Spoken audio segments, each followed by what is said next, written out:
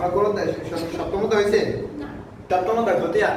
প্রতিষ্ঠানে বিভিন্ন শ্রেণীর হিসাব যেমন সম্পদ, দায়, মালিকানা সত্ত্ব, আয়, ব্যয় ও লাভ ক্ষতির হিসাব সংরক্ষণ করা হয়।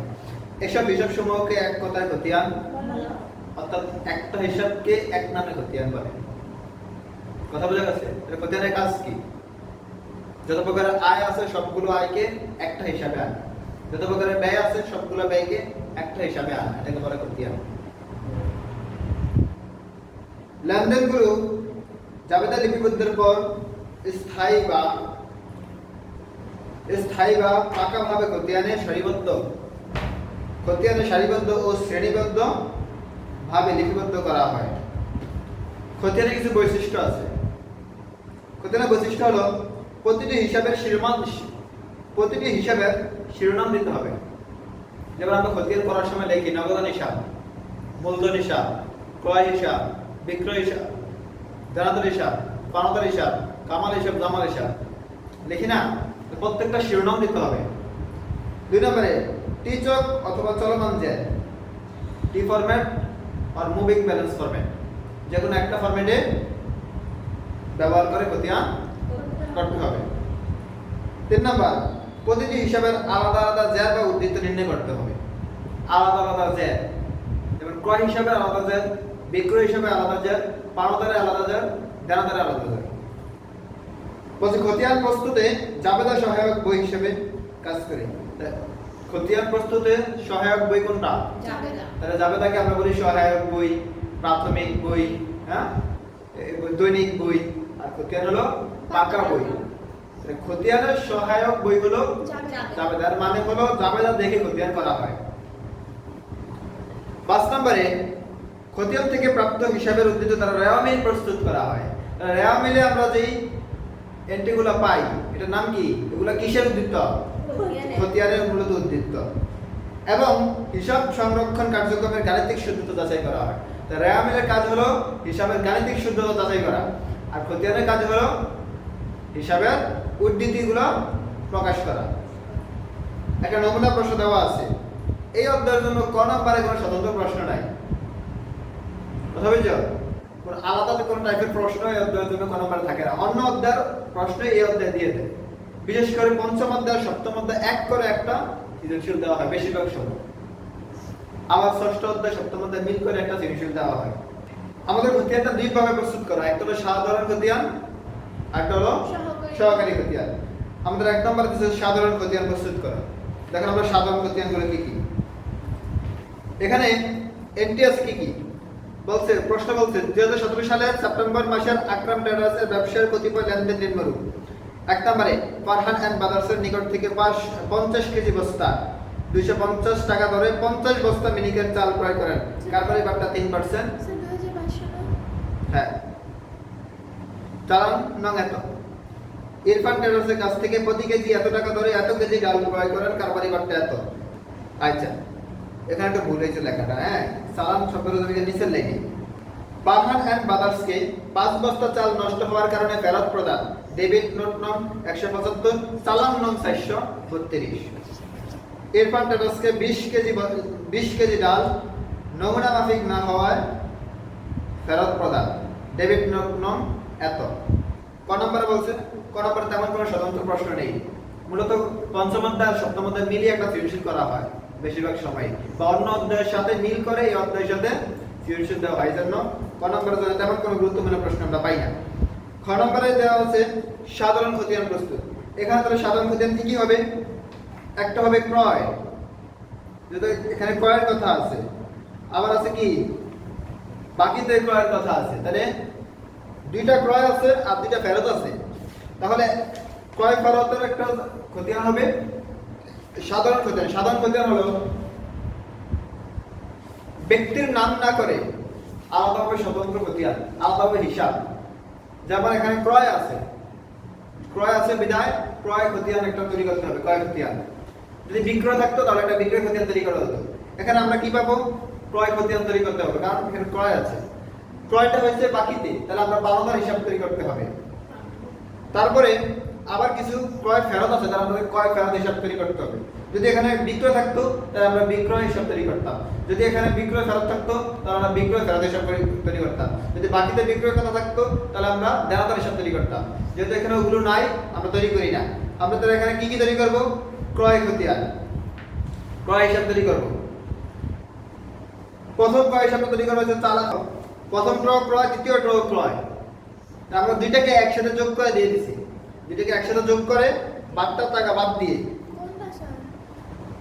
ক্রয় হিসাবে দেখেন পাওনাদার হিসাব 1,41,200 টাকা লেখা আছে না? এখন 1,41,200 টাকা কেমন কিভাবে হলো? আমাদের এই খতিয়ানের ঘরটা দেখে নিই। খতিয়ানের ঘর হবে তারিখ, বিবরণ, জাবেদা পৃষ্ঠা, ডেবিট টাকা, ক্রেডিট টাকা, ব্যালেন্স, ডেবিট ক্রেডিট। এটা হলো চলমান জের পদ্ধতিতে।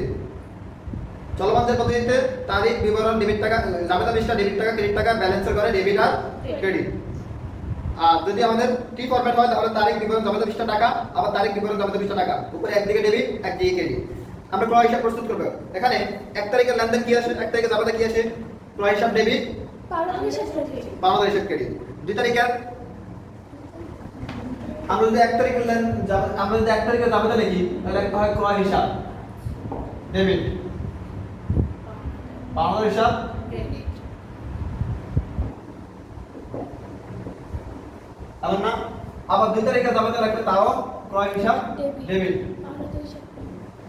পাওনাদার হিসাব ক্রেডিট।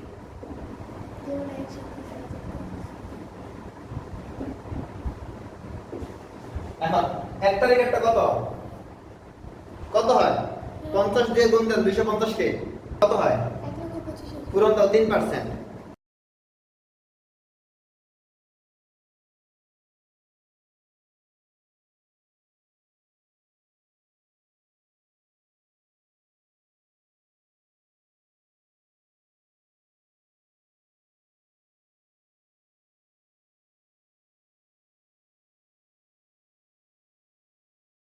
দ্বিতীয় দাবিদার প্রথমটা ক্রয় হিসাব ডেবিট এত টাকা, পাওনাদার হিসাব ক্রেডিট এত টাকা। দ্বিতীয়টা ক্রয় হিসাব ডেবিট এত টাকা, পাওনাদার হিসাব ক্রেডিট এত টাকা। এখন দুইটা যোগ করব,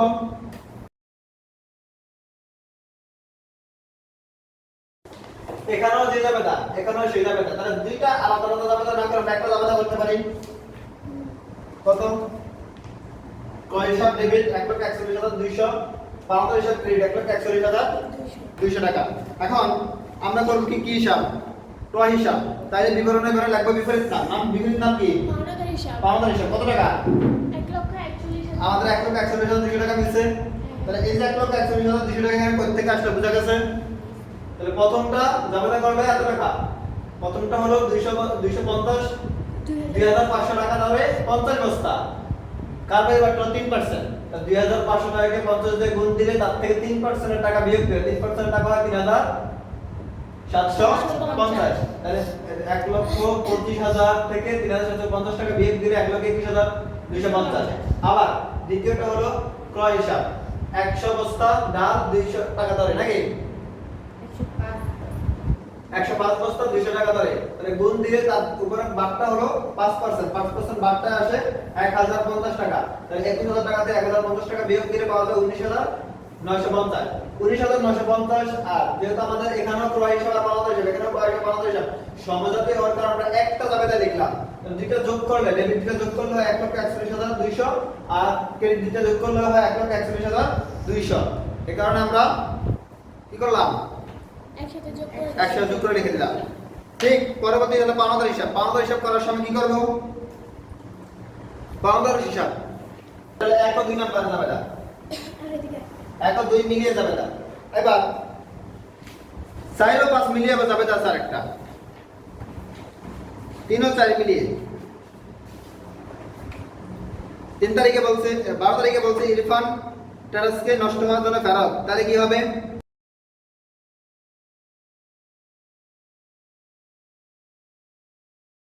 একই রকম ভাবে যেহেতু আমাদের দুই জায়গায় আবার পরবর্তী ইরফান এবং ফরহান দুইটাকেই যেহেতু ফেরত, তাহলে দুইটার জন্য একই জাবেদা।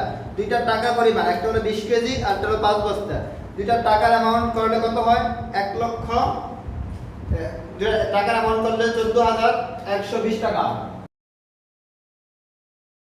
ক্রয় যেমন দুইটা ক্রয় হয়েছে, ফেরত দুইটা ফেরত হয়েছে। আমরা দুইটা ফেরত ক্রয় জাবেদা দুইটা ক্রয় জাবেদাকে যেহেতু দুইটা ক্রয়ের টাকাকে যেহেতু আমরা একটা জাবেদা লিখছি, দুইটা ফেরতের টাকাকে আমরা একটা জাবেদায় লিখছি, দুটার অ্যামাউন্ট মিলাইলে 14120 টাকা। এখন আমরা পাওনাদার হিসাব তৈরি করব। পাওনাদার হিসাবে বিবরণে করে প্রথম ধাপে হলো ক্রয় হিসাব ডেবিট, পাওনাদার হিসাব ক্রেডিট। তাহলে বিবরণে করে কি লিখব? পাওনাদার হিসাব করার সময় বিবরণে করে লিখব ক্রয় হিসাব কত টাকা? 1,41,200 টাকা, 1,41,200 টাকা। তারপরে হলো পরেরটাতে আবার পাওনাদার হিসাব ডেবিট, ক্রয় ফেরত হিসাব ক্রেডিট। এখন আমরা কোনটা লিখব? ক্রয় ফেরত হিসাব। দেখছি ক্রয় ফেরত হিসাব কত টাকা? 14,000 টাকা। এটা হলো ডেবিট দিকে 14,000। তাহলে প্রথমটা লিখলাম ক্রেডিট দিকে, প্রথম ক্রয় হিসাবের টাকা লিখলাম ক্রেডিট দিকে, আবার ক্রয় হিসাবে পাওনাদার টাকা লিখলাম ক্রেডিট দিকে। এখন পাওনাদার টাকা হলো ডেবিট দিকে। তাহলে ডেবিট থেকে ক্রেডিটটা কি করব? বিয়োগ করে ব্যালেন্স হবে কত? 1,27,280 টাকা। তারপর ক্রয় ফেরত যাবে, এটা সবাই জানো।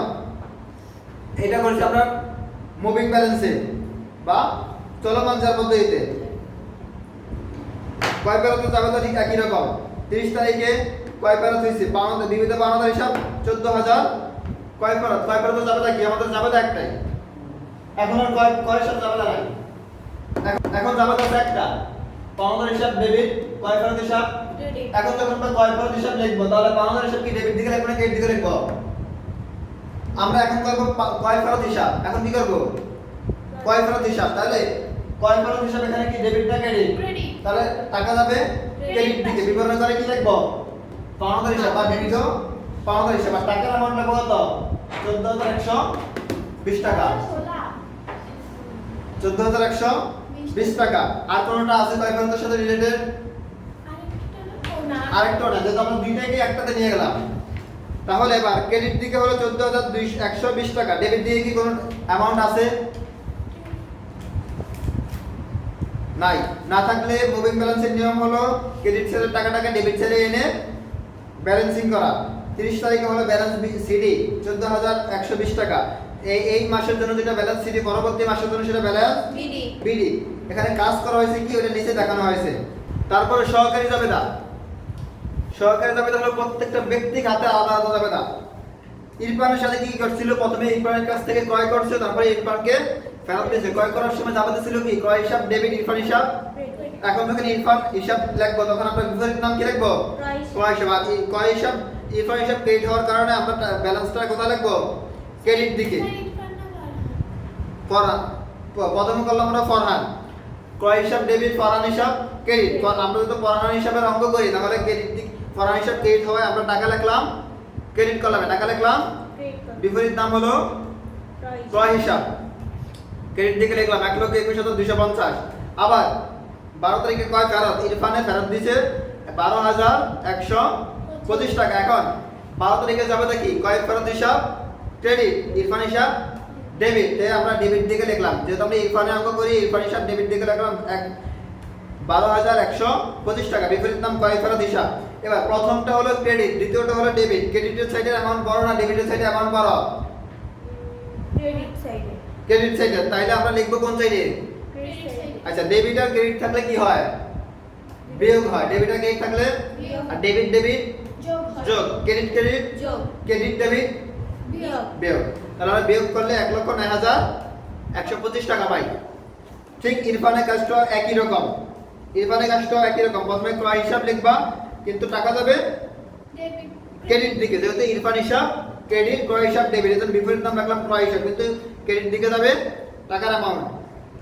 তার পরবর্তীতে আবার পরবর্তীতে যাবে হলো ক্রয় ফেরত হিসাব ক্রেডিট আর ইরফান হিসাব ডেবিট। এজন্য ডেবিট দিকে ইরফানের করে টাকা লিখলাম, বিপরীত নাম ক্রয় ফেরত হিসাব। এবারও ঠিকই একই রকম, প্রথমটা ক্রেডিট দিকে, পরেরটা ডেবিট দিকে। এজন্য কি করলাম? বিয়োগ করলাম। কোন করে লিখবো? যে করে অ্যামাউন্টটা বেশি। এই মূলত সপ্তম অধ্যায়ের অঙ্ক।